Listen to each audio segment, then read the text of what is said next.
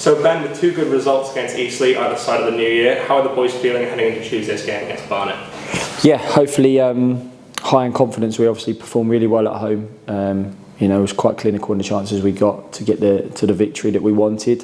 We actually had probably a few more chances in that game to make it a little bit of a wider margin, but played particularly well at home. And then away from home, we did a lot of good things going forward. Again, scoring 4 goals, but sort of watched it back as a group today. We probably had another 2 real big standout chances that we expect us to take on a normal other day. And obviously keen to make sure that we don't concede 4 goals again, because we did so much good stuff in the game. We limited them to not loads of chances, but they were quite clinical. We have to say as well with the chances they got, and sort of uncharacteristic defending from us a couple of times, but credit to them as well on the way they took their chances. So positive, come back in today. Good spirits around the boys, and obviously now leading into another tough away game at Barnet.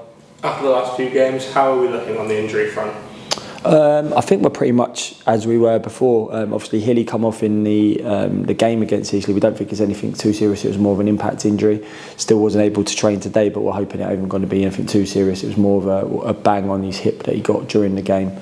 Jono was back out doing some running work today, so he won't be quite back for the Barnet game, but we're hoping he shouldn't be too far along. I think David Longking's back from his suspension now, which gives us another extra body coming into the group. Josh Hare is obviously still missing. He's going to be a little bit further on, a bit longer than the rest.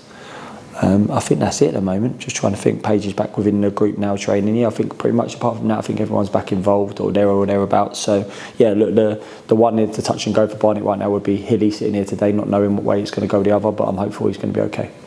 Barnet are currently on a great run of form, 3 wins on the spin without conceding a single goal. While their threats may be obvious, what can we expect from them?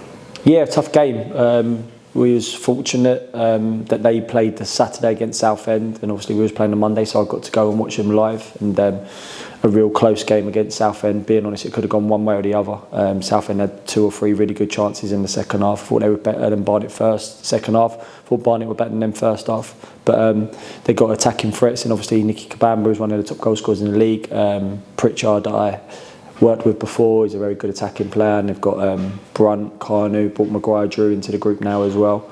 And then obviously latter part of the game as well, they brought Cropper on, who's got a long throw as long as anyone's in the league, real big boys to go and attack it. So they've got all sorts of threats, and I think the credit where it is for Barnet right now is the season they had last year, and where they are in this position is where the longevity of having Dean there in charge.